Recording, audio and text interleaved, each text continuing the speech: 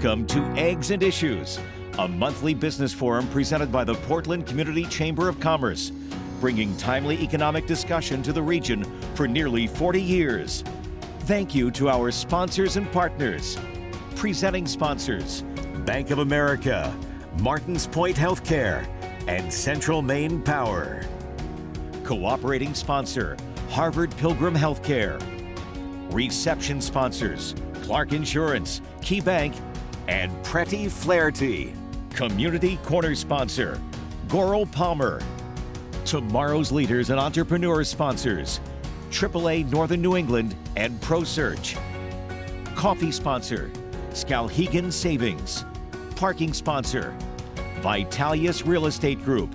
Media partners, radio sponsor, WGAN. Print sponsor, The Forecaster. TV sponsor, WMTW Maine CW. Business news sponsor, Maine Biz. With production support provided by Headlight. Venue partner, Holiday Inn by the Bay. And thank you to our special community partners, Anthem Blue Cross Blue Shield, MEMIC, Spectrum Healthcare Partners, Southern Maine Community College, and the University of Southern Maine. And now, please welcome Portland Community Chamber President, Britt Vitalis. Thank you. Good morning. So great to see everyone. And welcome to the June Eggs and Issues monthly business breakfast series brought to you by the Portland Community Chamber of Commerce. I want to thank you all for joining us this month, our 10th and final installment of our 37th season of Eggs and Issues. We're so happy you could be with us today, and this is the finale of our season. My name is Britt Vitalis. I'm the owner of Vitalis Real Estate Group, a real estate brokerage in Portland, and I'm honored to serve as the volunteer president of the Portland Community Chamber of Commerce. And I'm sad to say that this is the end of my second season as host up here, and consequently, this is my last Eggs and Issues, so I'm very sad. It's been really fun. This morning, we were welcoming Representative Chellie Pingree for a legislative update and conversation on items and legislation impacting Mainers. But before I invite the Congresswoman to the stage, I want to take a moment to again recognize each of our Eggs and Issues sponsors who make this event possible. First and foremost, our presenting sponsors, Bank of America, Martins Point Healthcare, and Central Maine Power. I also want to thank our other generous sponsors, our cooperating sponsor, Harvard Pilgrim Healthcare, our reception sponsors, Clark Insurance, Key Bank, and Pretty Flaherty. Our Community Corner sponsor, Goral Palmer. Today's Community Corner is the Maine Justice Foundation. The mission of the Maine Justice Foundation is to ensure access to justice for Mainers in need. They believe that access to justice is a basic human right that should be extended to all people, irrespective of one's ability to pay for it. They fulfill this mission by making grants to civil legal aid programs throughout the state that provide civil legal aid to more than 19,000 Mainers in need each year. Their ability to carry out this mission is powered by charitable giving and investments from individuals, families, and organizations. The foundation also operates several special funds that issue community grants to nonprofit organizations statewide, working to increase access to justice for marginalized individuals and groups. We have members from Maine Justice Foundation with us today. Please stand and be recognized.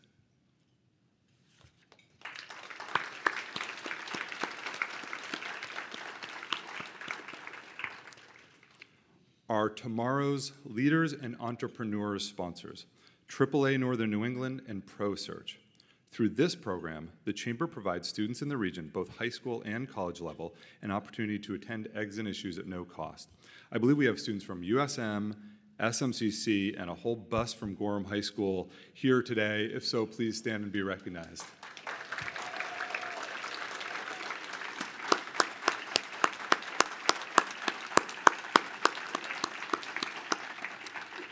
It's a lot of them this morning. Thank you guys for being here. This is great. Our coffee sponsors, Skowhegan Savings, our parking sponsor, Vitalis Real Estate Group, where you saw me out valet parking cars earlier, the orange vest on. Special thank you to our media partners, The Forecaster, WGAN, WMTVW, Maine CW, Maine Biz, and Waller & Company. Our FMI, for more information sponsor, is the Portland Public Library, and production support is provided by Headlight Audio Visual, and our venue is Holiday Inn by the Bay. Finally, a very special thank you to our special community partners who support all of our chamber initiatives: Anthem, Spectrum Healthcare Partners, University of Southern Maine Community College, MEMIC, and Kennebec Savings Bank. Please join me in thanking everyone now.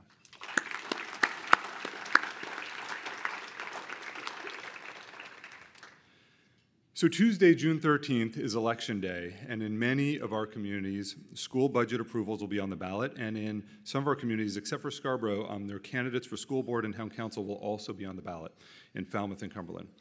Most importantly for local housing, Portland residents will vote on ballot question A to make a small but important change to Portland's rent control law. Portland has one of the strictest versions of rent control in the country, and it is suffocating the housing market, both existing units and discouraging new units. The question A is looking to pull back the most severe part of the ordinance that's in place today, which is for a tenant who's been in place for a long time and eventually leaves on their own. A vacant unit today is still held to only a 5% increase, no matter if the tenant's been there 10 or 20 years, and that's just not workable. So the change on the ballot on Tuesday removes that one restriction. The chamber has been endorsed a yes vote on A, and we really encourage everyone to get out and vote. This is incredibly important. For more information, they'll be sent out for our advocacy update from the chamber early next week, so make sure you're subscribed to that. And one last thing before we get started, I would like to invite all of you to the chamber's annual event, Imagine Portland, taking place next week on Thursday, June 15th. Join us for a night of celebrating a year of growth and prosperity for the Portland region and to honor our award winners for all they do in our communities. And now, on to today's presentation. Congresswoman Chellie Pingree represents Maine's 1st District and is a national leader in climate policy. Living on the offshore island of North Haven, Chellie has been recognized for her leadership in helping coastal communities address threats to their future. In Congress, Chellie is an advocate for advancing federal policy to better support the blue economy and sustainable fisheries and protect our oceans. In the 117th Congress, Chellie was named chair of the Appropriations Subcommittee on Interior, Environmental, and Related Agencies. As ranking member of the subcommittee in the 118th Congress, she continues to focus on addressing the climate crisis, creating good-paying jobs, and fostering equity. Chellie also serves on the House Agriculture Committee and House Appropriations Subcommittee on Agriculture and Military Construction, Veteran Affairs, and Related Agencies. Please join me in welcoming her to the stage.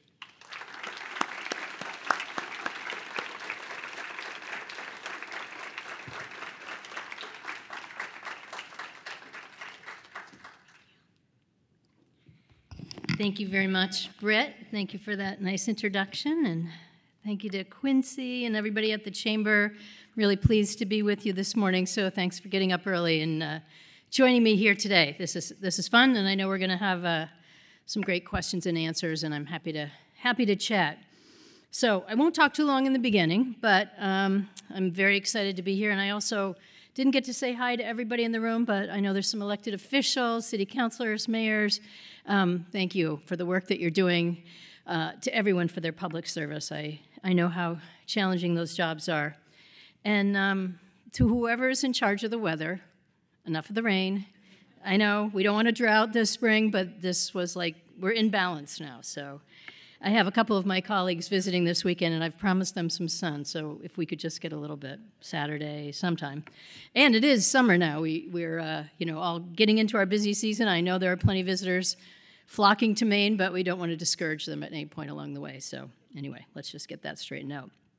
I'm happy to talk about all of the goings-on in Washington. You may have heard last week we did pass the debt ceiling compromise, so that was a good day.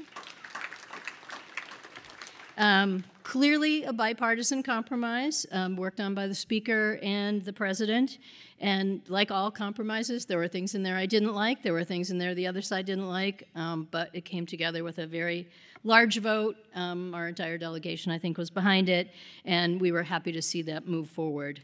Unfortunately, this week, some of the people who disagreed with the Speaker's action, so it happens in both parties, any moment in time, blocked our voting a couple of days ago, so we actually got to come home a day early this week, which was always nice for me when I get to come back to Maine a day early, but never good when Congress can't function and move forward. Feel confident we'll probably get it straightened out next week, but it's about the fundamentals of what was in the deal. There are certain people in the Freedom Caucus on the Republican side who feel like the Speaker gave away too much compromise in there, and want to make sure that they get to be heard. So we're going to hope that that gets straightened out.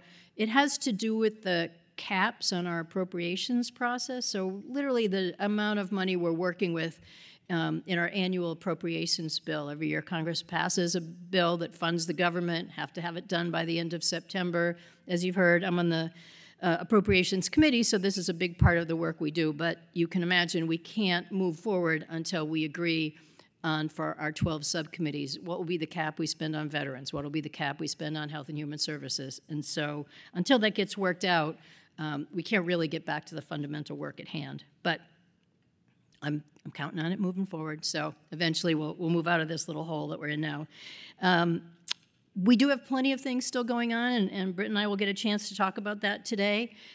This is the year that we work on our annual farm bill, and that's one of the places where we have a lot of bipartisan cooperation. Tends to be more about what region of the country that you come from, what are the issues that you care most about in your area, and we've been having listening sessions that are bipartisan, and because I'm very engaged in the process, I've had a chance to visit the farmers in Florida, visit the farmers in Pennsylvania, and we'll continue to move around the country, and with any luck, we'll have the committee come up here to Maine in the summer to see all the great things that we're doing here.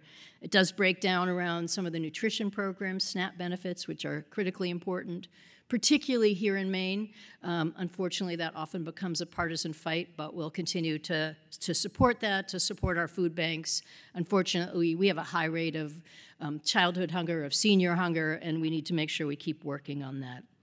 You heard me heard a little bit about climate change. That is a focus that I have, and I'm proud to represent Maine in that. Maine has done such a good job of moving forward on this, and the governor's initiatives moving forward on this. But we're really one of the most impacted parts of the country because of being such a coastal state. The Gulf of Maine, the ocean is warming at a rate 90% faster than all the other oceans in the world because the ocean absorbs so much carbon. It is our carbon sink. It is actually acidifying at a rate that's very challenging to our shellfish industry, could impact our lobster industry going into the future. So it's something that we have to keep working on. We do have a Republican Climate Change Caucus, and I just recently did a panel with John Curtis, who's the Conservative Climate Change Caucus chair. And I just like to put that out there so everybody knows it's not always, partisan. Climate change shouldn't be. It's, of course, about our children and grandchildren and literally the future of our planet. So, and we have a few other things that we just have to get done this year. So hopefully, like I said, the little bit of a slowdown. Let's face it, it's a new party in power on the Republican side in the House. It takes a while to figure out how to govern and how to work with all your people, but we'll be moving forward on the NDAA, which is our defense authorization bill, of course, critically important to Maine, BIW, General Dynamics. We have, I think we're something like the 5th or 6th most defense-dependent state in the nation, and we don't really always think about that, but we have a lot of defense manufacturing and then all the businesses that work with them, so that's always important to us. Things like the highway bill, tax extenders that gives us our production tax credit. So not to get too geeky, but believe me, it's going to get worse when I do the questions. But we have a lot of stuff going on. And then most importantly, what I hope we can talk a little bit about today is implementing the legislation we passed in the last 2 years of Congress. So the infrastructure bill, the Inflation Reduction Act, a lot of really great things are coming to Maine. And I will stop there because I don't want to answer every question before I've been asked. But you did hear my committee assignments are on the Appropriations Committee. When the Democrats are in power, I'm the chair of the Interior Subcommittee. When the Democrats aren't in power, I'm the ranking member, and I work with the Republican. My co-chair now is from Idaho. But that's the Department of Interior. It's our national parks. We have the EPA under our jurisdiction. We have the Forest Service, which is very important in Maine. I also sit on the Agriculture Committee, as you've heard, and Military Construction VA. So we work to make sure we got that new Veterans Clinic right here in Portland, which is really a masterpiece. Thank you. Yes. We're so proud of that, and we're going to have the Secretary of the VA come this summer and take a walkthrough on that, because it's a really great way to recognize our veterans and support them.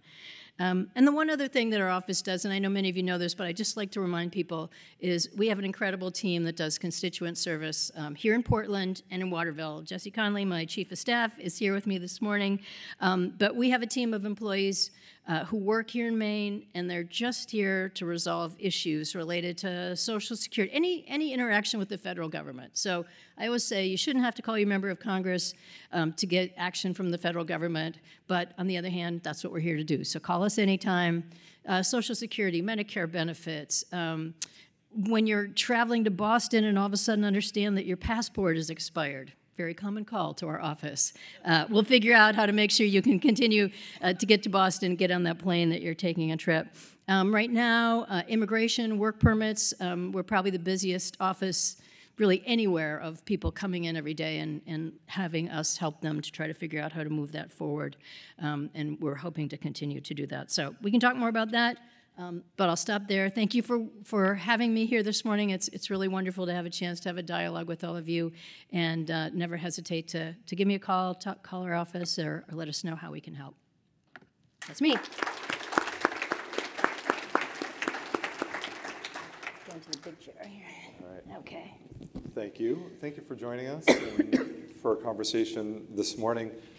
I don't know as much about what's going on down in D.C. I think a lot of us know what's going on in this area, so you're gonna enlighten us here. So I've got 7 questions, wow. But want to keep this kind of informal, and we just go and see how deep we go into these. And I'll keep my eye on my watch every once in a while to make sure we sort of get through everything we want to get through on time.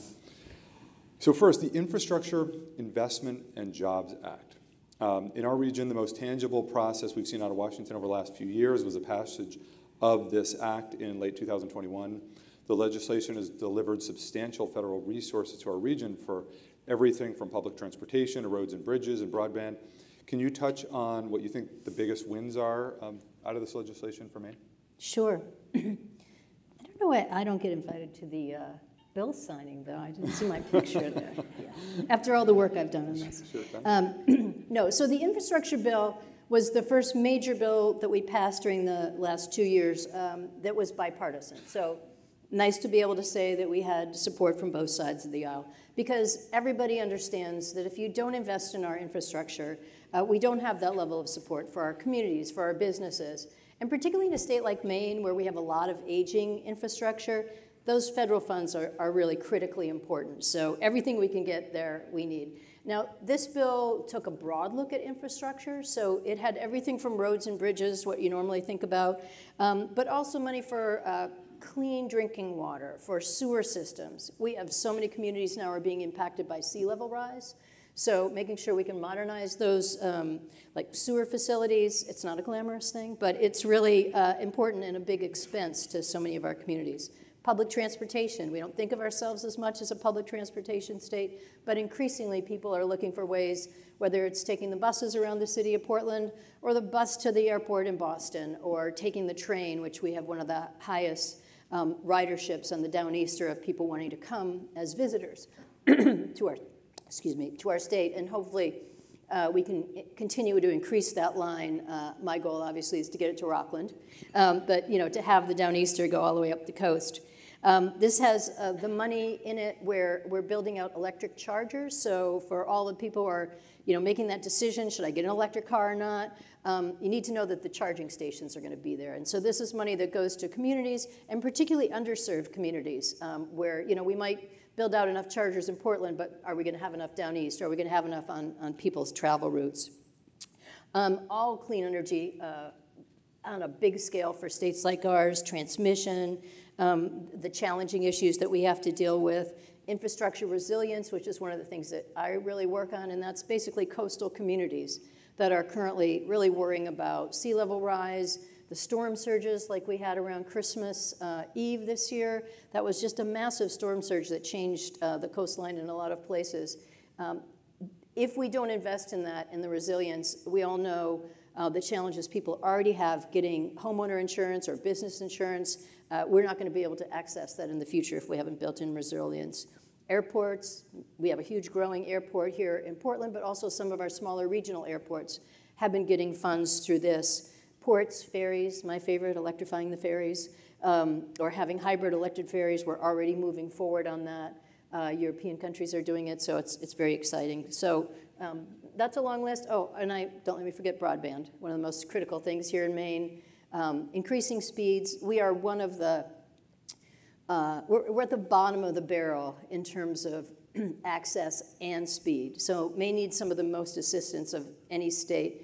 And again, when you have so many rural communities, underserved areas, the cable companies don't go there. There's no one who wants to invest in there. So you really need the federal component of that. So that was a very long answer of all the great things that are in the infrastructure bill. Yeah, there's a lot in there. And so it sounds like some of it is discretionary grant programs. How can Maine communities, in partnership with you and everyone in our federal delegation, ensure that we're successful in getting some of those discretionary grant dollars? Yeah, I mean, Maine really punches above its weight, I have to say, does a really excellent job in so many of these program areas. Our Department of Transportation, we meet with the commissioner frequently, and literally he's always saying to us, you know, we're just trying to make sure we get the applications in as fast as we can. Things called the I think it's now called the RAISE grants, which used to be the Bill grants, which used to be the Tiger grants. But you know, that's what brings the money to ports and highways and everything else. So at the state level, I think that we're doing a great job, and we've been anticipating this money coming. But also at the community level, there are a lot of funds available, and our office is really happy to work with and consult with communities anytime about what's out there, what you might be interested in. And this applies to the IRA as well, which we can talk about. But there's just a lot out there, and we want to be supportive. I think Maine's doing a good job. That's great. That's great. I like hearing that we punch above our weight. We do, yeah. Inflation Reduction Act. Another major piece of legislation that was passed in the last Congress was the Inflation Reduction Act. While not bipartisan, like the previous one, there was no doubt that Maine will realize significant wins through these investments in clean energy infrastructure.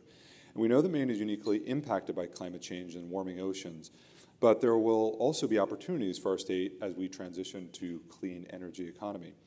Can you speak to some of these challenges and opportunities in areas where the Inflation Reduction Act will drive investment towards Maine? Absolutely, and I'm just looking at it, yet another bill signing that I'm not in the picture. What's the point? I don't know. But really, I did work on it. Yeah, so it's worth just going over them just because it's confusing, and it's good to know how much is actually really happening there. But that is the second major bill that we passed. It started out as what we were going to call Build Back Better, and unfortunately, in the whole compromise of putting it together, we lost some really important components that I hope that we get back to. And those tended to be the infrastructure. We're on the human side. So much more child care money was in there, preschool funding, more housing money, the child tax credit, which helps bring a lot of families out of poverty. So some of the really good stuff. I shouldn't start by saying what wasn't in there, but those are still really key things that we need to work on, and I think we have to keep talking about how do we support childcare and the other things that really are critical in a state like ours and really important for job creation and job support. But in there is the most significant package related to climate change that we've ever passed in this country. There's prescription drug negotiations in there to lower healthcare costs and a significant investment in American manufacturing. I think all of us are anxious to bring jobs back and, of course, to have the workers to do it.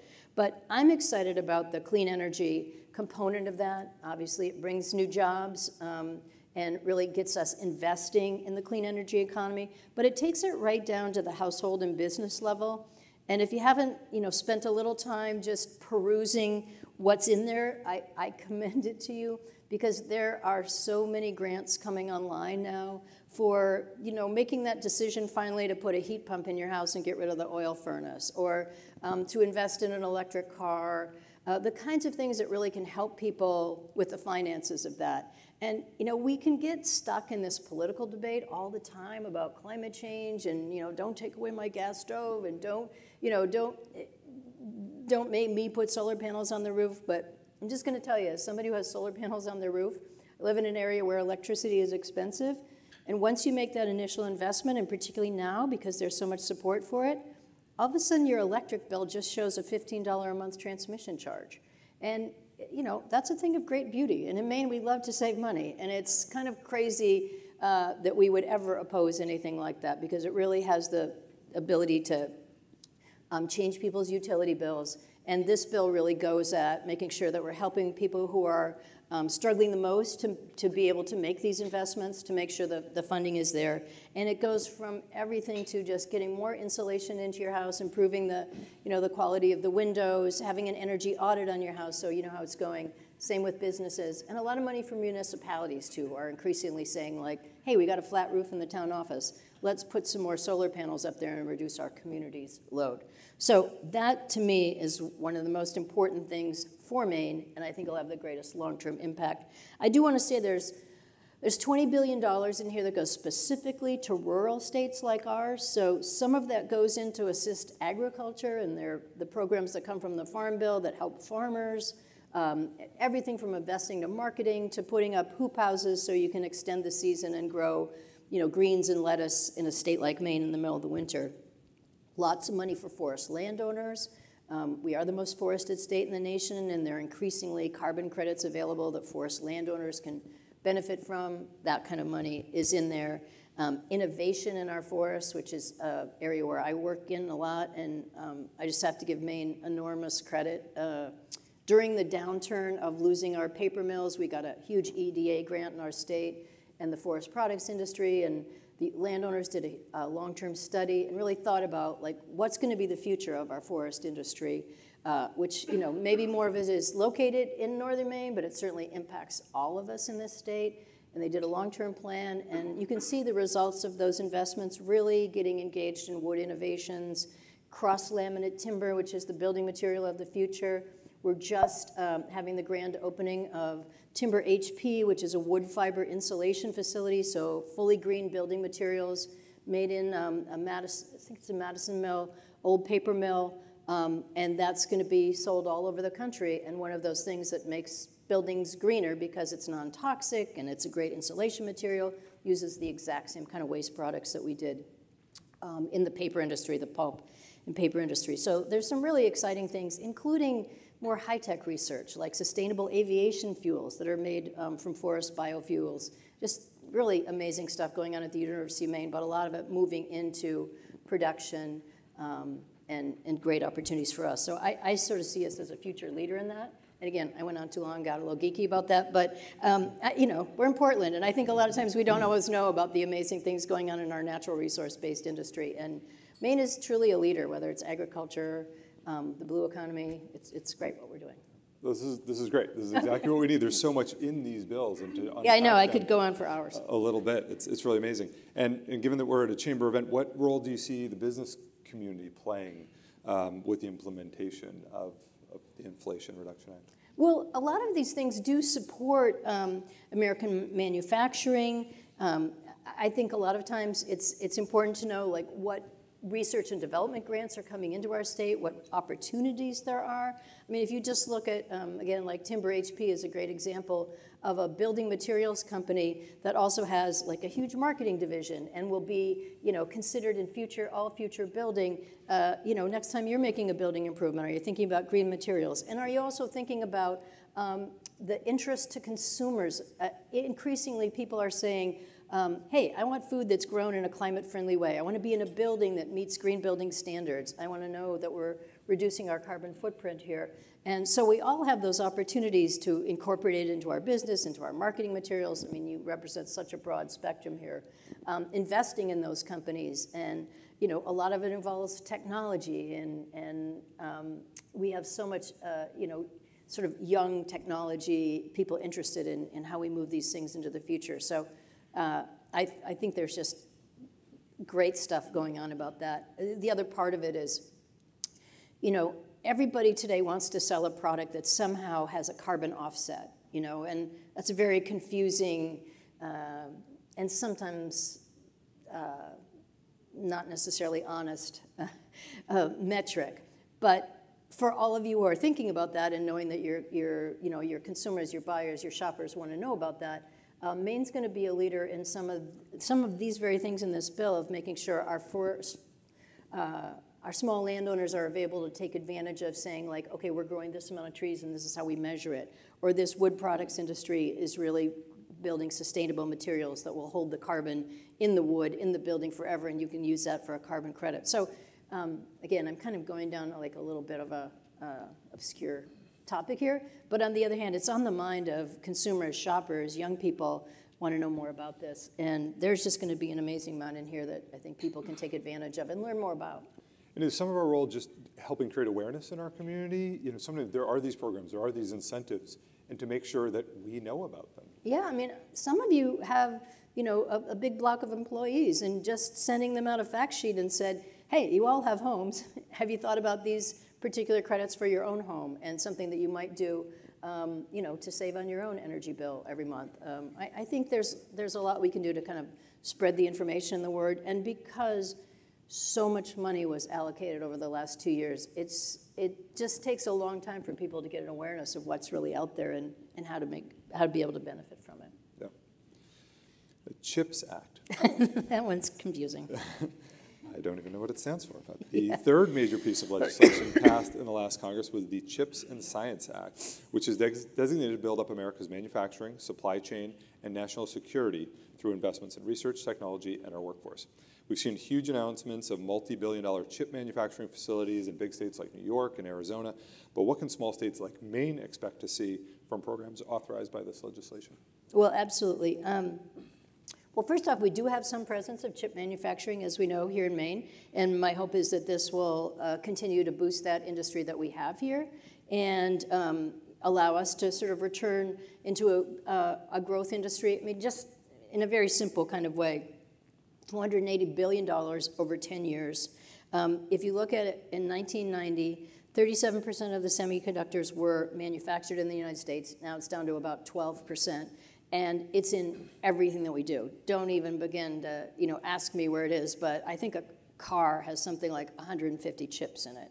Obviously your phone, everything that we deal with, your refrigerator, today it's in everything, medical devices, you know, computers, it's just everywhere, and it's been a huge part of our supply chain shortage. When there, you know, the inflation rate in cars is directly due to cars sitting on the lots in manufacturers' facility without enough chips to send them out and finish the product. So it was a really important way to take back this segment of the manufacturing sector. So much is obviously done in China and Asian countries, and we're just saying to ourselves, look, we have to have some kind of parity here. We're never going to be completely self-contained, so that was a really important piece of legislation to get passed. It also has a big component for STEM education.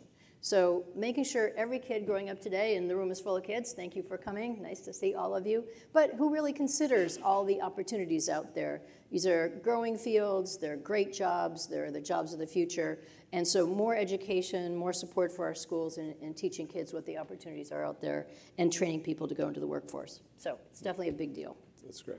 Right. Asylum seekers. This is a big one here in Maine and certainly in Portland, and it relates to housing. It touches so many pieces and workforce. In March, we hosted a discussion right here on this stage focused on integrating new Mainers into the workforce.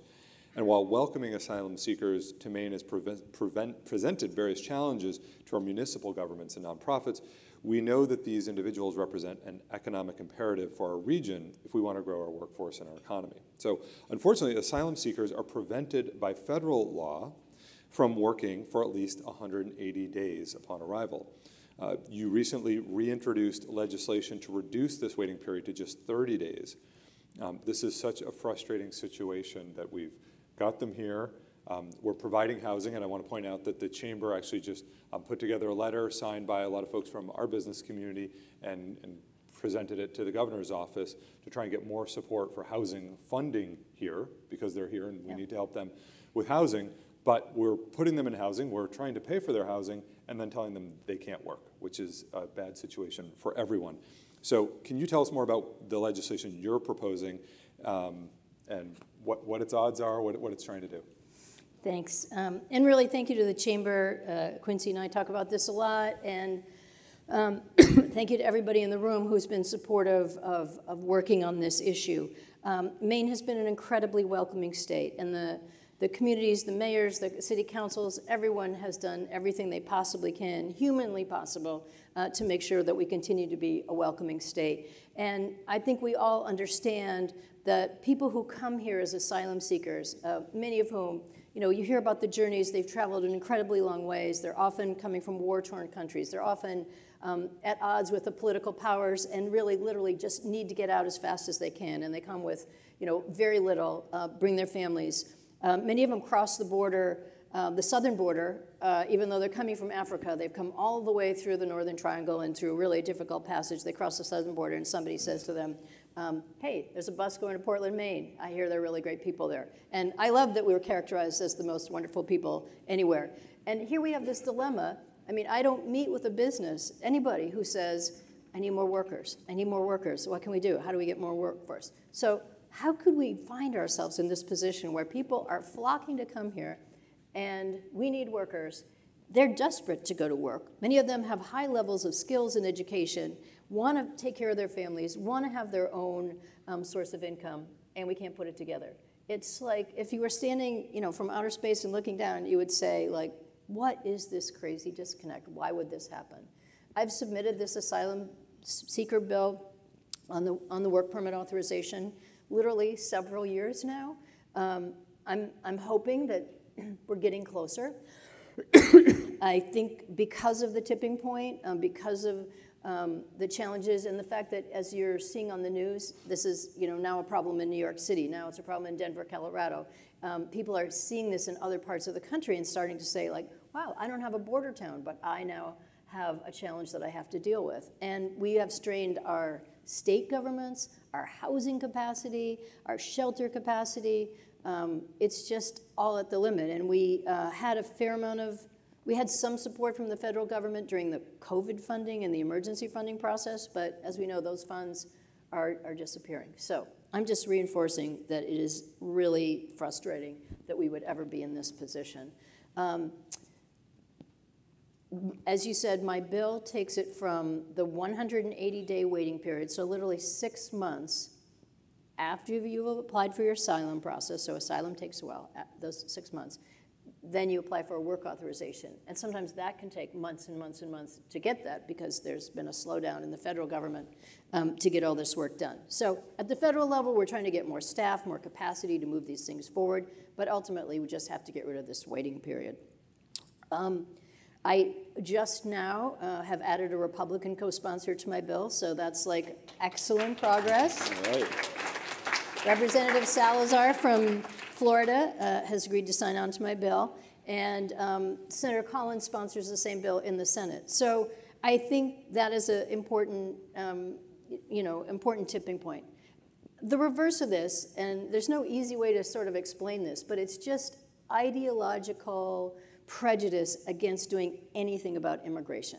It is this juggernaut. It's really, it's just a Republican issue. It's been used to sort of stir up anger after elections. And when you talk to your Republican colleagues, and I just talked to the chair of the committee to try to see if I could get him to come visit or, talk it through more with me.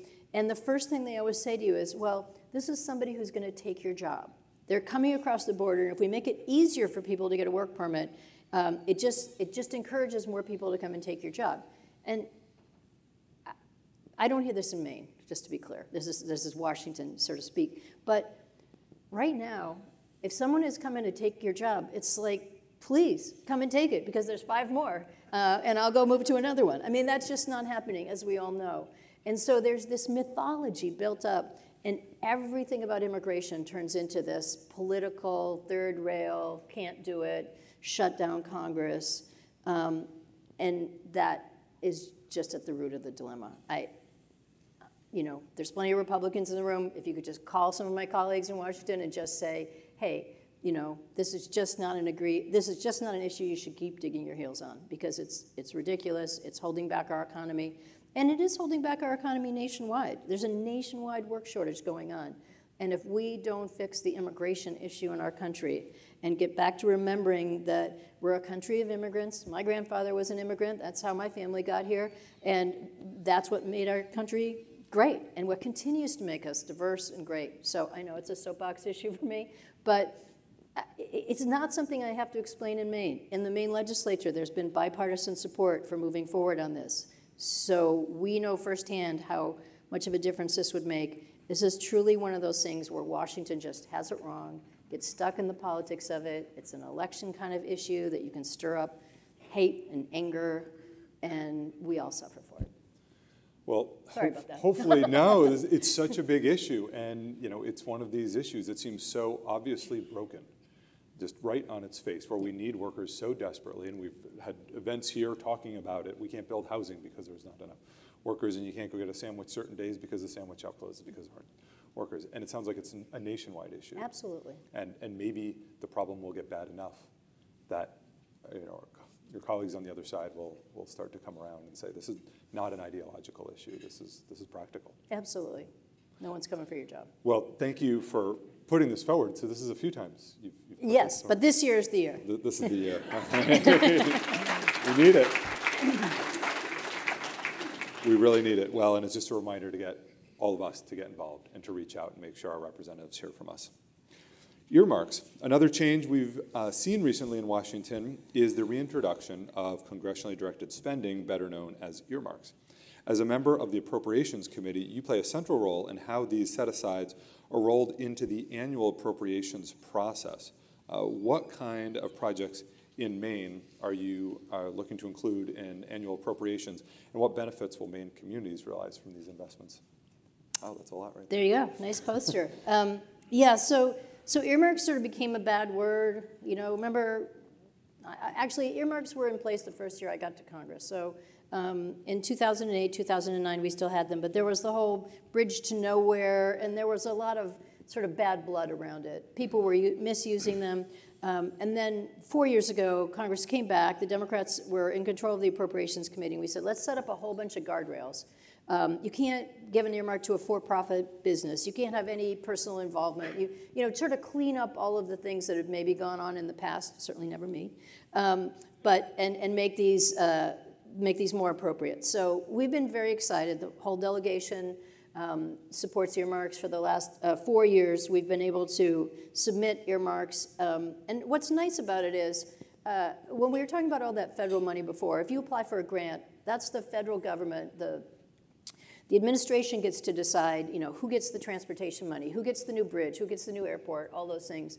Well, we get a certain amount of congressionally delegated funding, and we get to decide. So we get a lot of submissions. In the House, we get a total of 15 projects to choose from. Over in the Senate, they get like 100 or something, so call them. But we work together with the Senate, and we try to get as many of them as we possibly can. And we look through projects and try to find things that might not get funded otherwise, that are particularly exciting. I mean, some things like, I see the Portland Press Herald just did a big story about the expansion at Bigelow Lab, where they're really doing amazing research, great work for our state on everything related to marine resources. Even they're doing work on how you reduce some methane in a cow burp using seaweed. So, I mean, they've got some incredible stuff going on there. The Greater Portland Immigrant Welcome Center is one of them, and then we do things like sewer and water projects. Saco has a huge issue with stormwater flooding. We wanted to help out there. Mercy Hospital is doing something with training more nurses, English language acquisition, so childcare projects, library projects. We just do a whole range of them. Preble Street has some really innovative stuff going on with food security and making sure that they can branch out into the community, deliver food, make more prepared food, really doing some exciting stuff. So that's kind of the range that you see there. That was the list of the ones that were funded in last year's bill. In this year's bill, which is a little more contentious this year just because, as I mentioned, the Republicans are still working on some of the details, but hopefully we'll get them through. We picked a lot of projects related to housing. I know that's an important topic here, but we just tried to go through in as many places as we could find something that we could help advance that was related to housing, affordable housing, just everything that was a good project that was in the right position. It has to be qualified for a grant anyway. It has to be an account that was chosen. There's a lot of criteria in what we can even fund. But we just thought that was a really important thing to emphasize this year. Everything we can do to get more federal dollars back here for housing, because as we know, I don't have to say this to anyone in the real estate industry, people have wanted to move to Maine during the, certainly during COVID, and then I think that will be increasingly true as people want to get out of hot places that are on fire, or want to move to a wonderful state like ours. And I think for many of us, it was the first time we really learned the term about inventory shortage, an inventory shortage, and we are so under inventoried that at every level we have to do more. So anyway, we're very excited to have those back, and it's a great way to, so we're already in this submission year, but the next one will be up soon, and anything that's going on in your communities or that you want to check in with us about whether something might be qualified for a project that works for your nonprofit or something that you care about, just get in touch. And these go through your office? They go through, all four of us in the delegation have a quota of earmarks. And so like I said, we get less than they do in the Senate. There's 435 of us, there's 100. We divide up the same amount of money, so just do the math. But we work together and talk to each other's offices. So if there's something I can't get in or it doesn't qualify, we have different criteria in the House and the Senate just because we like to make things complicated. But we'll help everybody through that. And yes, our office, anything in the 1st District, come and let us know. Right. Well, it certainly looks like these are the kinds of priorities that are in line with things that we need and are going to benefit the state. I think the weather is part of our housing program here to disincentivize people from coming to Maine. You had to slow it down a little. Cold and rainy in June, in real estate we say, okay, we got a lot of people came here during COVID. Are they going to stay? Yeah. And I think June may do it to them. Yeah, weather like this, April, it gets a little tough. So that's part of our housing. We fooled them with that 80-degree. That's right. Span there. They were like, whoa, I'm still in California. Exactly. Nope. Blue economy. Okay. You are a strong advocate in Washington for building up our blue economy, a term I'm not so familiar with, to support the hardworking men and women who have been making a living in and around our oceans for generations.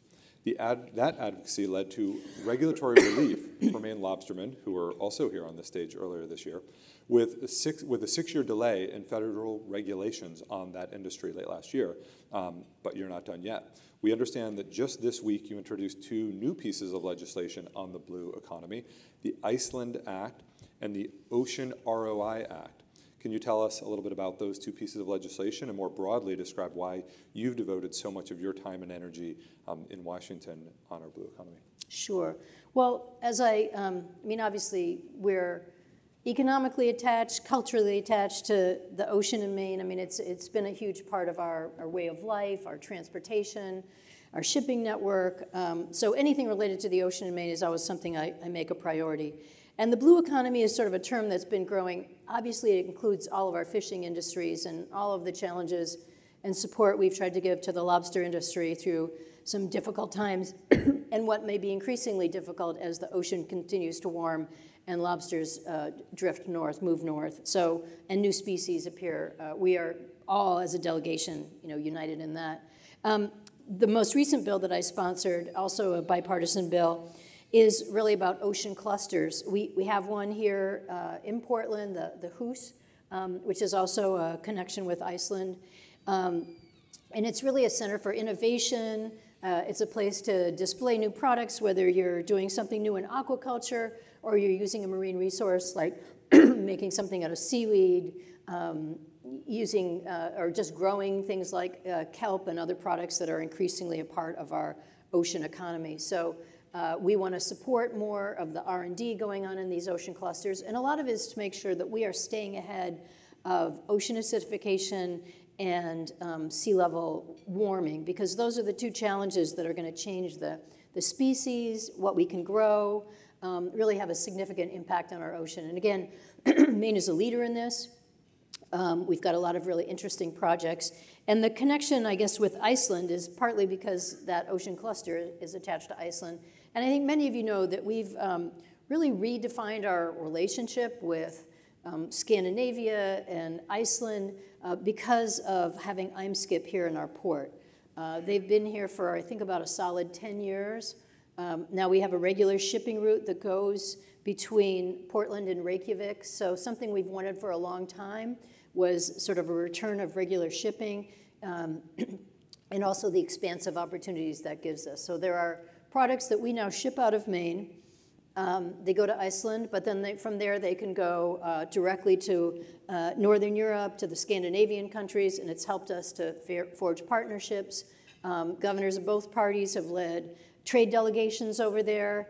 We send a significant number of people every year to the Arctic Conference, which happens in Iceland in like mid-October. We have academic exchanges, now also with Greenland, which apparently we didn't get around to buying as a country, but we do need to have strong relationships with them.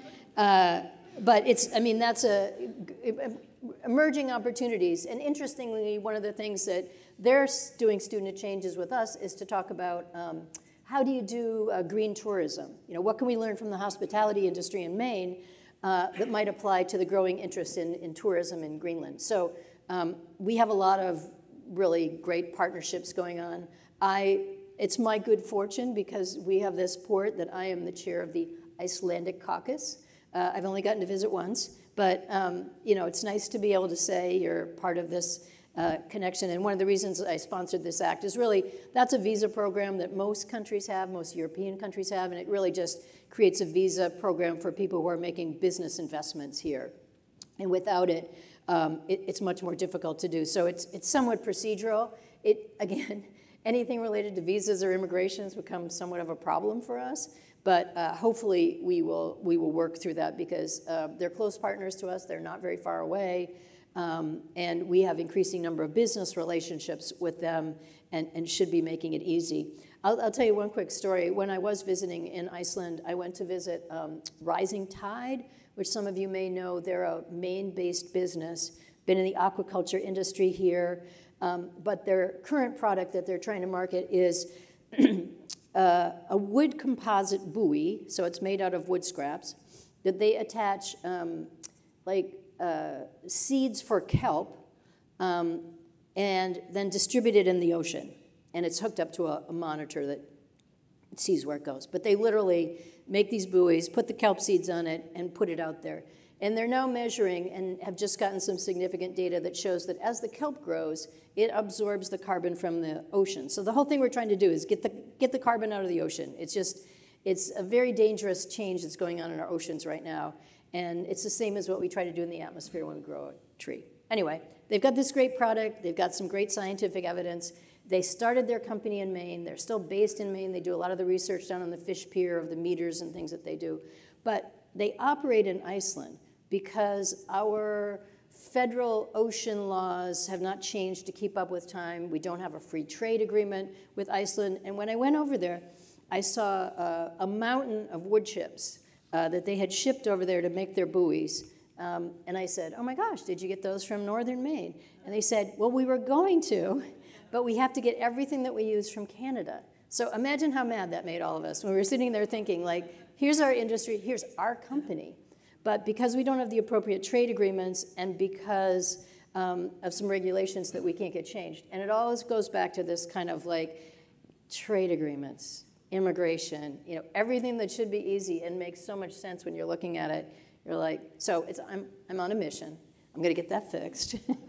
And it's a small piece of it, but I think increasingly we will strengthen our identification as a state that represents the northern tier, the next step in the Arctic as the polar ice cap is melting and the trade route changes and is coming around, and there's a lot of activity going on up there, who's going to have the icebreakers. But really, Maine is your first stop when you go from Alaska to Maine, and we have to be thinking ahead about that. So there we go. That's great. Well, we're timing this pretty well. We're getting a little tight, so maybe briefly on the Farm Bill. Well, I've already said that's the one. It's a must-bill pass. It's a must-pass bill this year.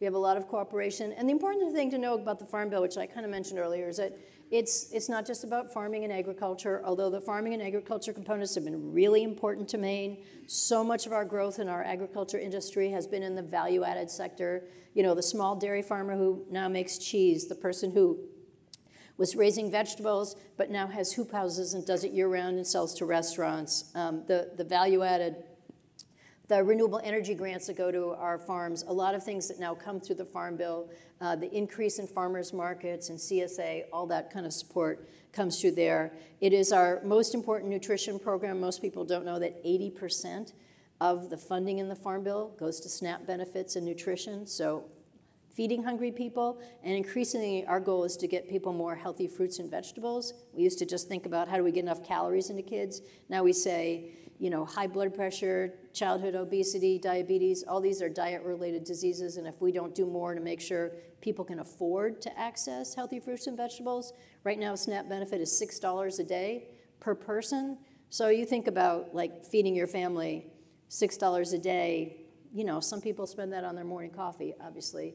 You don't do that if you're on $6 a day, but it's very hard to buy enough, you know, broccoli and apples and all the things you want to get for your kids. So making sure we do more of that. Food waste is a big part of it. We forget that we waste 30% of the food in this country. And so reducing that, making sure that we put more of it in composting operations and it doesn't turn into methane gas. So there's a lot of important things in the Farm Bill.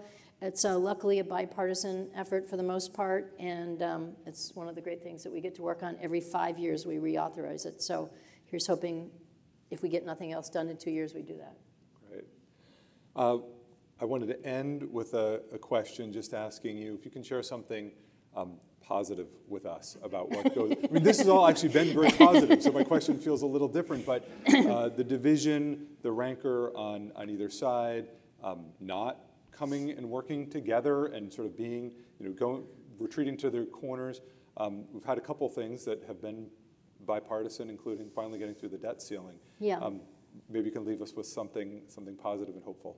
Yeah, I think one thing that's important to remember, you know, everybody watches the cable news or talk radio or just, you know, what pops up in the headlines.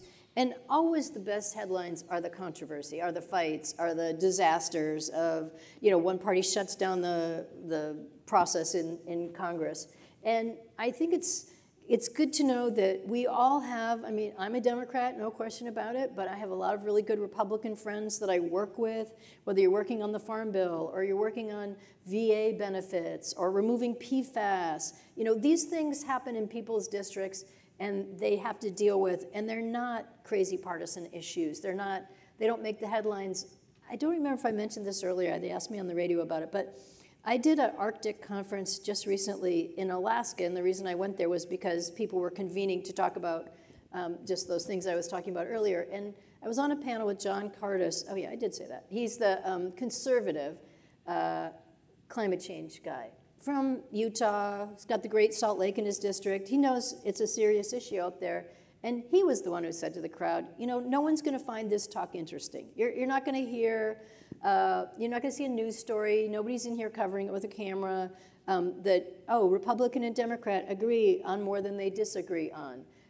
Because it's just not interesting. Like, it doesn't make contentious news. And unfortunately, some of that has to do with the kind of, you know, culture we've turned into a little bit. You know, people put a newspaper story and then it's all covered with sort of like nasty, grumpy comments. And that's not the way most people feel about things. You look at that bipartisan bill that we did for the debt ceiling, and it got, you know, 300 and some votes of a 435-person Congress. In the end, most people were, you know, somewhere in the middle, said this is something we really have to fix. I definitely didn't agree with everything in there, but I knew we had to move forward. And that's how a lot of people feel. And so I work with people, look for people where you can find something in common. I'll just leave you with one of my good friends in Congress is somebody who probably 90% of the time we disagree with each other. We literally got to know each other because in the parking garage there was, in the early days before we had chargers, there was just like a plug-in on a post. And I drive a Chevy Volt in DC, which is a hybrid. And I plugged it in there, and he had a Tesla. He's a Republican from Kentucky. And he plugged his Tesla in next to me. So we would just chit-chat about our cars and electricity and, you know, all that. Now remember, we're Republicans and Democrats, and he's driving an electric car. and he's got a Tesla. But then it turned out he lives in Kentucky. He's got this kind of cool house off the grid. He raises his own cattle. He's got solar panels on the roof. He's got a battery in the basement. Well, I've got a little bit of animals and a vegetable garden, and I've got solar panels on the roof and a battery in the basement. And before you know it, we were sitting around showing each other pictures of batteries. And he's got a chicken tractor, which is like, you know, what you put your chickens in out in the yard. And he had one that was mechanized. It could move around, and we'd geek out on that. And he'd send me videos, and I'd send him videos. And, you know, before you know it, we were like, hey, let's do a bill on small slaughterhouses and the capacity that farmers need. Or, you know, a big issue is like, can you take raw milk across the border and still be like, you know, all these sort of obscure things, but we could find a way to agree on them. And, you know, we chit-chat all the time. And some of the times he's, you know, thinks I'm crazy, and sometimes I think he's crazy. But you just got to find that stuff where you can say, hey, Maine and Kentucky, we got a lot of people who want to be off the grid or are raising their own animals. In Kentucky, you got the same stuff. And we're not really that different. We just have some, you know, party differences. So That's so great. There's my story. Great, yeah, thank you. Well, it's important to remember that, hear that. Thank you for being here. Absolutely, thank you for having me.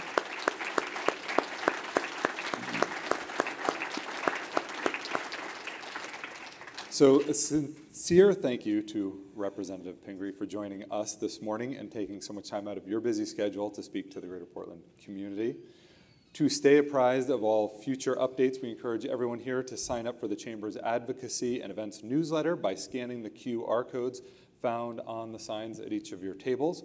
You can find a complete list of all the Chamber's upcoming events on the Chamber's website, portlandregion.com.